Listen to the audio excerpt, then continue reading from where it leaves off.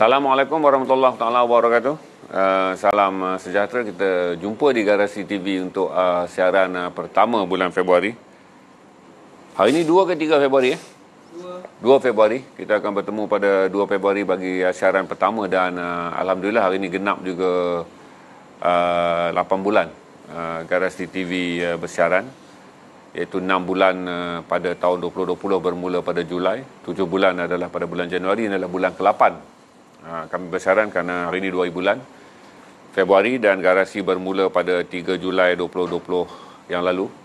Ucap terima kasihlah pada semua yang dalam tempoh 7 bulan kami menerima lebih 72,000 ahli keluarga baru dalam Garasi, kerana Garasi bermula pada angka 2,300 orang lebih dan hari ini kita ada 74,000 orang lebih. Saya jangka bulan ni kita raikan, minggu ni kita akan raikan 75,000 rakan Garasi.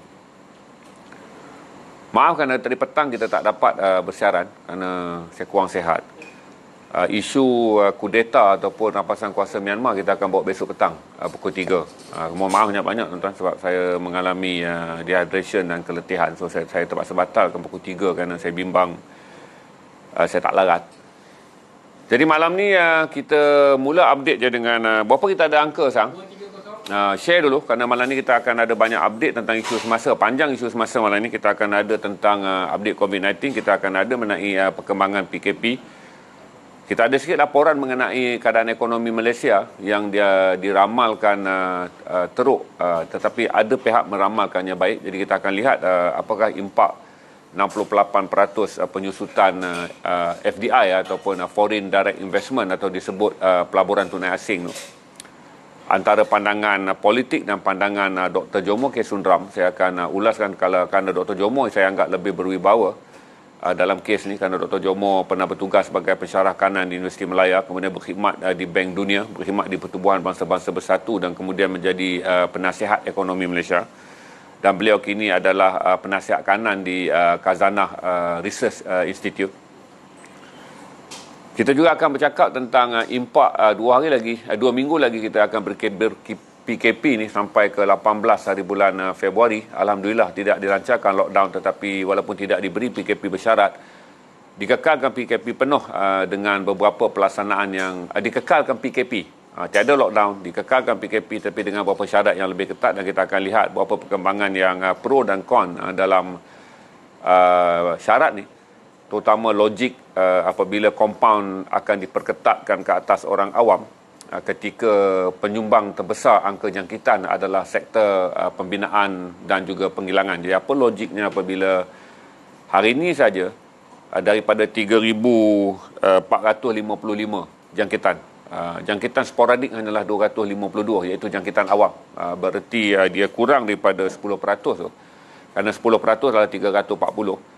Jadi 252 dia hanya sekitar 7% saja. Apabila 7% orang awam menjadi penyumbang pada angka jangkitan, wajarkah pelaksanaan dan mengetatkan SOP dilaksanakan bagi masalah yang menyumbang paling kecil total case dalam jangkitan COVID-19? Kerana hari ini saja kalau saudara tengok kluster tapak binaan, ada kluster baru yang menyumbang hingga 322 kes sehari di Selangor hari ini. Jadi menjadikan itu menyumbang 1/3 daripada total jangkitan di Selangor. Kita akan juga melihat jadual vaksinasi yang dikeluarkan oleh Kementerian Kesihatan yang terkini. Sebelum saya pergi kepada nasib Ustaz Abid Liu di tengah-tengah kemeriahan hujung Januari dan 1 Februari, tapi hari ini Ustaz Abid Liu menerima nasib yang agak mencabar dalam perjalanannya di Sabah. So ada 4 isu, saya cuba fast. Lepas tu saya akan beritahu kepada saudara malam ni adalah malam jeans. Kita dah lama tak naikkan jeans. Kami simpan banyak stok jeans yang baik-baik daripada Guni yang ada kerana nak bagi laluan pada combo baju, terutamanya combo baseball, combo denim, combo jacket dan juga combo Hawaii. Jadi kami tahu pada malam ni eloklah kita belanja semua penonton dengan menikmati denim, sama ada denim biru-biru ataupun denim jenama-jenama dengan harga mudah lepas je. Saya tak lepas harga lantai, tapi saya masih anggap harga fly and shoot. Saya hantar, anda tembak, saya angkat, anda tembak, saya angkat, anda tembak. Banyak ada, saya rasa boleh pergi sampai 60 lai kalau kita laju malam ni. Selepas tu saya nak ingatkan saudara mengenai jangkitan, terutama KWSP. Kes KWSP ni adalah kes yang sangat klasik. Kerana satu adalah orang masih lagi berurusan secara manual di KWSP. Ramai daripada pemohon, terutama ketika 3 juta pemohon, 2.88 juta pemohon batch pertama tu lulus. Bila batch yang kedua tu dia memerlukan banyak dokumen. Jadi bagi fasa 2, kerana banyak dokumen, ramai orang ke pejabat KWSP secara manual dan akhirnya menyebabkan wujudnya kluster KWSP. Itu yang antara yang paling menakutkan. Jadi berhati-hati tuan-tuan, kerana kluster KWSP ni berarti sektor perkhidmatan awam juga kini menyumbang banyak angka jangkitan dan menjadi sel pewabak akibat urusan terlampau ramai orang berkumpul, dan kebanyakan orang yang datang kemungkinan adalah mereka yang berada di bawah tahap 1, iaitu sihat dan tidak bergejala tetapi positif COVID walaupun tidak diuji. Saya ingin juga mengingatkan saudara, selain daripada isu-isu kluster ni adalah isu mengenai penguatkuasaan undang-undang yang saya sebut tadi, bahawa kita tak begitu pasti bagaimana MKN menasihatkan kepada Menteri Kanan Keselamatan mengenai kecenderungan beliau menyampaikan ucapan pada petang tadi seolah-olah mengatakan SOP orang awam yang tidak menyumbang. Kita fikir itu tidak adil tu, kerana beberapa SOP yang diketatkan dalam PKP ni akan menjerumuskan ramai orang awam ke dalam tahap bahaya untuk disaman. Sedangkan langkah yang sepatut kerajaan lihat adalah bagaimana sektor ekonomi, terutama pembinaan dan juga penghilangan yang dibenarkan beroperasi, tetapi mereka lah yang menyumbang.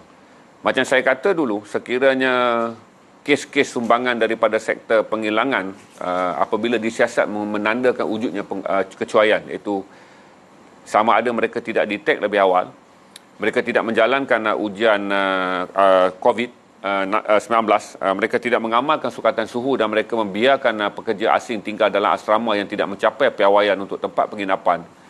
Apakah kita akan menerima kes-kes tersebut tanpa sebarang tindakan mahkamah? Kerana adalah mustahil ketika sektor ini sekarang yang menyumbang hampir 60% daripada jumlah jangkitan, tidak diketatkan syarat dia seperti mana yang telah diumumkan petang tadi, di mana syarat kepada orang awam. Kita masih lagi berbalik kepada syarat mengenai berbaris ke supermarket, berbaris ketika membeli belah, berbaris ketika mendapatkan makanan. Sedangkan kita dah tahu angkanya untuk hari ini saja, sumbangan kluster sporadik hanya 7%. Jadi kalaulah saman terus dikenakan ke atas orang awam, kita akan menyaman ramai orang awam bagi kes yang sebenarnya sangat minimal. Saya masih lagi nak ingatkan saudara tentang kes yang berlaku di Sabah. Rasa saya tak masuk akal tu, dan saya tak bersetuju dengan pandangan Ketua Polis Sabah untuk meneruskan saman tersebut apabila seorang pemandu van memberitahu bahawa dia terpaksa mengangkut orang untuk pergi ke bandar di pedalaman Sabah kerana ramai anggota keluarga yang berada di sana tidak memiliki bahan makanan, dan untuk mendapatkan bekalan makanan mereka harus memandu jauh. Oleh kerana had yang sepatutnya dibuat adalah 4, berarti pemilik kenderaan tidak akan membuat 3-4 kali ulangan kerana kos tu tidak begitu menguntungkan. Maka dia bawa 8 orang yang secara perundangan adalah salah kerana penjarakan sosial dalam kenderaan tidak berlaku. Tetapi akhirnya kita bertanya, apakah kerajaan menyediakan perkhidmatan memudah carakan rakyat mendapat akses makanan? Berarti apakah MKN memastikan apabila dia membuat radius 10 km dan had pergerakan berkumpulan, tetapi kita telah menyukat dalam kawasan radius kilometer tu cukup bekalan makanan untuk dibeli oleh mereka yang telah pun dihadkan pergerakan. Macam kita di Kuala Lumpur tuan-tuan, ini bukan masalah kerana tak mustahil kita duduk Kuala Lumpur 10 km kita tidak boleh mendapatkan bekalan makanan. Tapi kena ingat, bagi kes di Sabah dan juga di Sarawak, ia adalah kemungkinan yang tinggi di mana jarak untuk mendapatkan bekalan makanan adalah di luar kawasan radius 10 km. Dan saya tak bersetuju tu kerana Ketua Polis Sabah memilih untuk tidak menenangkan keadaan tetapi mempertahankan keputusan untuk menyaman ketika rakyat berasa tidak gembira kerana orang-orang yang disaman adalah mereka yang miskin. Mereka datang daripada kawasan pedalaman dan akan membayar denda RM1,000. Sebab tu saya bagi tahu pada saudara, dalam proses saman yang saya lihat ni, saman pihak polis lebih rigid berbanding Kementerian Kesihatan. Maksudnya tiada budi bicara apabila anda ditahan oleh pihak polis. berbanding sekiranya anda ditahan oleh pegawai kesihatan. Kerana pegawai kesihatan mempunyai logik yang lebih luas, iaitu dengan melihat dinamik jangkitan, dinamik keperluan, dinamik keboleh jangkitan. Berbanding kepada saman yang dikeluarkan oleh pihak polis dengan hanya kita panggil sebagai book oriented, melihat buku dan tanpa pertimbangan nurani. Jadi saya rasa adalah menyedihkan tuan-tuan. 8 orang yang akan membayar 1,000 seorang, termasuk pemandu van, jadi 9,000. Bagi masyarakat yang tinggal di pedalaman Sabah, 1,000 adalah pembiayaan makanan mereka untuk 2 bulan tuan-tuan. Jadi untuk Ketua Polis Sabah tu saya fikir kata anda perlu melihat semula apabila anda cuba mempertahankan keputusan polis membuat saman, kerana masyarakat awam akan melihat bahawa akhirnya budi bicara juga adalah penting, kerana mendenda 1,000 seorang kepada 8 orang penumpang tu tidak menyelesaikan masalah yang sebenarnya. Pertanyaan kita, apakah MKN mengambil kira ketika mengeluarkan perintah 10 km untuk had pergerakan? Pegawai-pegawai MKN tidak dapat berfikir bahawa kawasan-kawasan pedalaman di Sabah tidak menyediakan ruang mendapatkan bekalan makanan dalam jarak 10 km. Kalau kes tu berlaku di Lembah Kelang, berlaku di Ipoh, berlaku di Johor, berlaku di bandar-bandar besar di Pantai Barat, saya bersetuju. Kerana kenapa perlu rentas sempadan ketika kita mempunyai bekalan makanan yang banyak pada jarak maksimum 2 ke 5 km dalam kawasan kediaman kita. Jadi kes di Sabah ni adalah satu kes runut yang sangat menarik untuk kita lihat betapa tidak bertimbang rasanya polis. Dan akhirnya apabila pegawai bawahan membuat keputusan untuk menyaman, Pesuruhjaya Polis Sabah juga membuat keputusan untuk mempertahankan keputusan tersebut. Ini perkara-perkara yang saya rasa kalau tak dipandang sekarang, dia akan berleluasa tuan-tuan. Apabila ramai orang akan menerima mesej daripada ucapan sambung PKP ni, pihak berkuasa terutamanya, akan mengatakan bahawa mesej yang disampaikan oleh Datuk Seri Ismail Sabri adalah saman, saman, saman dan saman. Ini benda yang tak munasabah ketika rakyat tengah susah. PKP ini akan menyebabkan terus 4 juta orang tidak akan bekerja. 1 juta adalah penjaja. Kenapa saya dapat angka 4 juta? Saya anggap 1 juta adalah penjaja, dan setiap penjaja 1 juta menyediakan satu peluang pekerjaan kepada orang yang lain, berarti 2 juta orang. Dan kita ada lebih kurang dalam 2 juta orang lain dalam sektor ekonomi rencam. Itu angka yang mudah dengan mengambil kira. Saya mengambil kira hanya 4 juta daripada 20 juta rakyat Malaysia tidak boleh bekerja, 20%. Tetapi angkanya menjadi lebih tinggi, termasuk mereka yang bekerja tetapi mengalami susut nilai dalam pekerjaan mereka. Untuk pengetahuan saudara saja, pemandu Grab ada 60,000. Saya fikir ramai yang dah tak memandu sekarang. Mungkin jumlah yang memandu hanya tinggal 30% je apabila jumlah pergerakan manusia tidak berlaku kerana PKP. Berarti jumlah keperluan Grab juga berkurangan. Berarti ramai juga yang berhilang pekerjaan walaupun didaftarkan situ pekerjaan mereka adalah e-hailing, iaitu pemandu Grab. Tetapi dalam keadaan PKP sekarang, ramai orang tidak akan mendapat peluang untuk mendapat jumlah pelanggan yang cukup. Selesai KWSP, selesai ekonomi Malaysia dijangka bertambah buruk. Saya ambil page ni sekarang, Mahfuz akan pergi ke ekonomi Malaysia dijangka lebih buruk. Ini Fish Solution. Fish Solution adalah salah satu agensi di bawah Fish Group. Fish Group yang memberi penilaian kepada Malaysia dengan rating A3, berarti apa yang mereka gambarkan sekarang ini adalah kemungkinan kerana penurunan keluaran dalam negara kasar daripada 11.5 kepada 10% akan menjejaskan pendapatan negara, dan akhirnya kekurangan pendapatan akan menjejaskan sektor kesihatan, dan akhirnya apabila sektor kesihatan makin melemah, wabak akan meningkat dengan lebih teruk. Saya fikir kata ini satu pandangan yang boleh dipertikaikan, kerana saya fikir kata dengan kecenderungan kerajaan sekarang adalah untuk menumpukan kepada sektor kesihatan dengan penambahan pekerja dan juga penambahan tenaga pekerja, serta investment yang saya nampak sukses dari segi jadual suntikan yang akan mula dilaksanakan pada awal Mac nanti. Dengan jadual yang saudara dah tengok, nanti Mahfuz akan masuk jadual suntikan dekat situ. Saudara akan tengok bahawa selewat-lewatnya pada Disember 2021 ni akan ada lebih kurang 27 juta rakyat Malaysia disuntik seawal-awalnya, dan selewat-lewatnya adalah pada Mac. Kalau mengikut jadual suntikan ni tuan-tuan, saya bagi tahu pada saudara adalah kecenderungan yang sangat besar untuk darurat ditambah. Kerana mustahil ketika kita dah lalu separuh jalan proses suntikan pada bulan Ogos, di mana pada waktu itu hanya dijangka sekitar 7 juta orang disuntik, iaitu mereka daripada barisan depan plus 6 juta warga emas dan mereka yang mempunyai penyakit kritikal yang akan disuntik pada bulan Mei. Manakala suntikan kepada orang awam hanya akan bermula pada bulan Ogos, berarti adalah mustahil kita menamatkan darurat sekiranya kita ingin memastikan COVID-19 dapat dikawal dan dikawal melandaikan lekuk jangkitan. Ketika pada waktu itu hanya sekitar 6.5 juta rakyat Malaysia disuntik. So ada kemungkinan tu dari segi penjadualan suntikan muktamad yang telah dikeluarkan oleh Kementerian Kesihatan berdasarkan rundingan untuk mendapatkan bekalan vaksin telah mencapai tahap kita mampu memvaksinkan 80% rakyat Malaysia tu. Berdasarkan jadual pengiriman vaksin, kita dah nampak kata kita tak mungkin dapat menyuntik semua rakyat Malaysia, sekurang-kurangnya 80% orang sebelum 31 bulan Ogos bagi membolehkan darurat ditarik, parlimen dibubar dan pilihan raya baru diadakan. Dan bahagian yang paling sedih ni tuan-tuan, kita akan pergi pada bahagian Abid Liu ni tuan-tuan. Saya rasa hari ini dia akan menjadi sedikit isu keagamaan dan juga isu sentimen tu. Apabila keseluruhan perjalanan Abid Liu pada hari ketiga untuk menghantar bantuan kepada masyarakat Dayak Laut ataupun orang Bajau ni tuan-tuan, dibatalkan dan dihalang dan dilarang. Ada kemungkinan tu dia akan dihalau dan diminta keluar meninggalkan negeri Sabah. Ini satu perkara yang kita orang Islam akan merasa tersentuh tuan-tuan, kerana apakah beliau tidak layak untuk mengedarkan makanan kerana perintah MKN ataupun campur tangan kerajaan negeri Sabah berdasarkan sentimen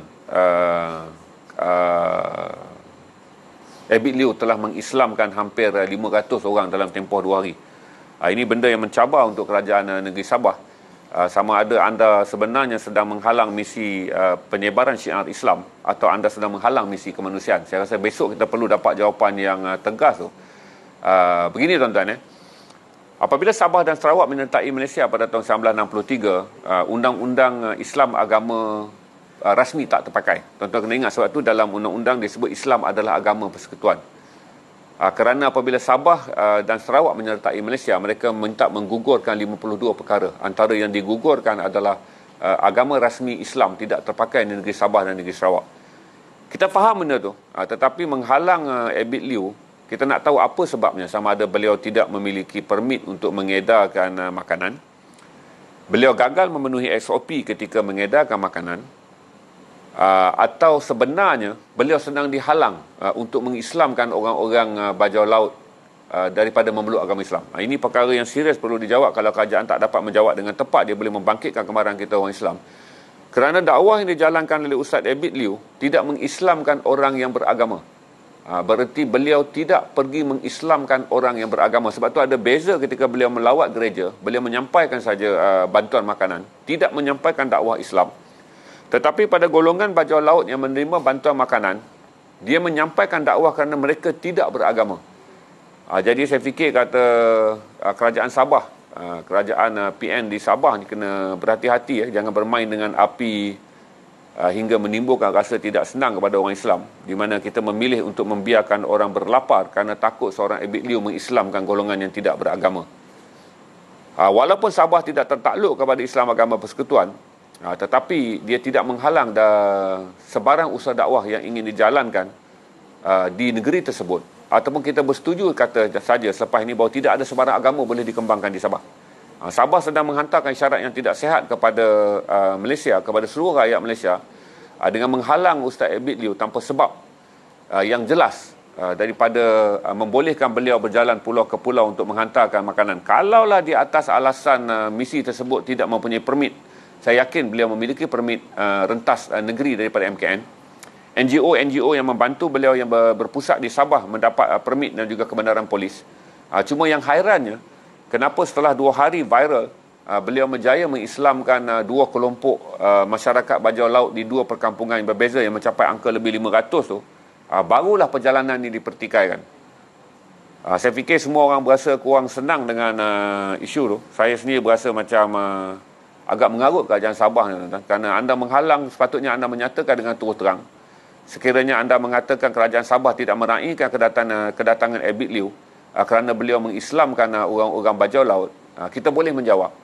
Kita boleh menjawab kepada kerajaan Sabah, selama ini siapakah yang sedang menghantar isyarat adanya Allah kepada orang-orang yang sebenarnya tidak pernah mendengar pun wujudnya Allah sebagai Tuhan yang Esa.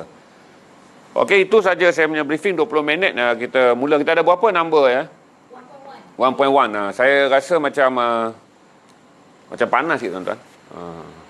Satu lampu lah tuan-tuan, tak ada apa. Tapi yang satu tu saya rasa tak masuk akal tu, menghalang Ustaz Abid Liu menghantar misi kemanusiaan. Sebab saudara tahu dari mereka yang menerima bantuan makanan tu adalah satu orang yang di bawah kelaparan. Saya fikir syarat boleh dikenakan saja. Anda boleh menghantar makanan tetapi tidak boleh mengislamkan orang. Atau jawab dengan jelas kenapa benda itu dibatalkan. Kerana Abid Liu bukan Zakir Naik. Abid Liu tidak pergi ke Sabah untuk membuat perbandingan agama, mengatakan Islam lebih baik daripada agama yang lain. Dia tidak menyampaikan naratif mengenai perbandingan agama. Beliau hanya menyampaikan naratif kasih sayang. Dan beliau hanya menyampaikan kepada orang-orang tersebut bahawa Tuhan yang beliau, agama yang beliau pegang, Tuhan yang disembahnya adalah Allah. Dan agamanya adalah Islam. Dan akhirnya orang-orang ini bersetuju untuk memeluk Islam kerana melihat seorang yang datang memberi bantuan kemanusiaan adalah seorang yang memiliki akhlak yang baik. Apabila seorang itu mempunyai akhlak yang baik, berarti agamanya lah yang memandunya kepada akhlak yang baik. Dan tak perlu dia, Abid Liu seorang ni menjadi ketakutan hingga wujudnya Islamofobia di Sabah. Saya dah mula menganggap tu wujudnya Islamofobia di Sabah tu. Kalau tiada penjelasan yang munasabah dijawab oleh kerajaan Sabah mengenai kenapa Abid Liu dihalang. Dan kalau besok beliau menerima perintah untuk dihantar pulang ke Semenanjung tu, ada cabaran untuk orang Islam melihat kerajaan negeri Sabah. Ni Kinabatangan, apa nama Kinabatangan tu? Bini dia artis tu. Radin, Bung Radin tu dia kena jawab tu, timbalan Ketua Menteri. Jangan nganga tu Bung. Jangan jaga rambut dan jaga bini je. Ini saudara kena jawab sebagai timbalan Ketua Menteri di bawah kota UMNO ni. Apakah UMNO juga memusuhi Islam di Sabah? Jawab dengan jelas supaya rakyat boleh tahu secara hitam putih kenapa kerajaan Sabah tidak gembira dengan kehadiran Abid Liu. Padahal pada peringkat awal kerajaan Sabah dan MKN membenarkan Abid Liu berada di sana. Apakah foto tentang dia mengislamkan penduduk-penduduk bajau laut yang tidak beragama tu sebenarnya didesak oleh golongan-golongan Kristian di Sabah yang menyebabkan kamu berasa takut dan akhirnya cuba menghalau Abid Liu keluar daripada Sabah? Dan kita pun nak tahu juga, saya tak fikir tuan-tuan, padri-padri di sana menghantar protes kerana mereka pun maklum tuan-tuan bahawa menyampaikan syiar agama ini adalah kerja dijalankan oleh mubalik Islam dan dijalankan oleh pendakwah Islam dan mubalik Kristian. Tapi saya belum pernah mendengar tu delegasi Kristian dihalau keluar daripada Sabah. Berbanding kes menyebabkan hari ini yang paling menyebabkan kita rasa tidak gembira apabila Abid Liu dilarang untuk melawat orang-orang yang tidak beragama, mendapat bantuan makanan dan juga mendapat agama. Yang bantuan makanan saya tak boleh terima tuan-tuan, kerana orang sedang kelaparan. Dan apa yang kamu takutkan? Kamu takutkan orang bajau laut menjadi kenyang, atau kamu takutkan orang bajau laut mendapat Allah sebagai Tuhan yang Esa?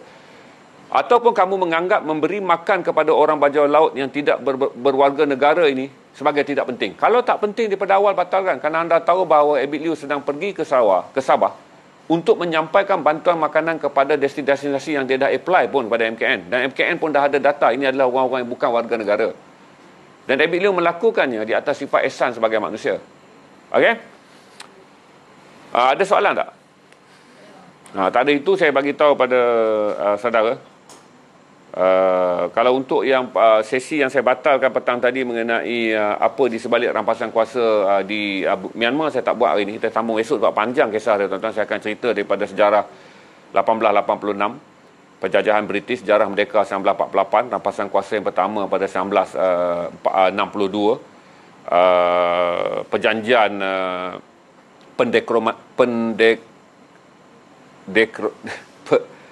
pendemokrasian, perjanjian pendemokrasian 2008, kemenangan pilihan raya pertama oleh National League Party pimpinan Aung San Suu Kyi pada 2015, dan juga pilihan raya November lalu apabila partinya hampir menyapu bersih kerusi bagi membentuk kerajaan baru. Itu besok, tak boleh settle malam ni.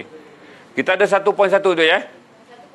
1.2. Kalau siapa nak tanya apa boleh tanya, saya boleh ambil 1-2 soalan yang munasabah, tapi jangan tanya saya tentang benda-benda yang lock puzzle apa semua tu.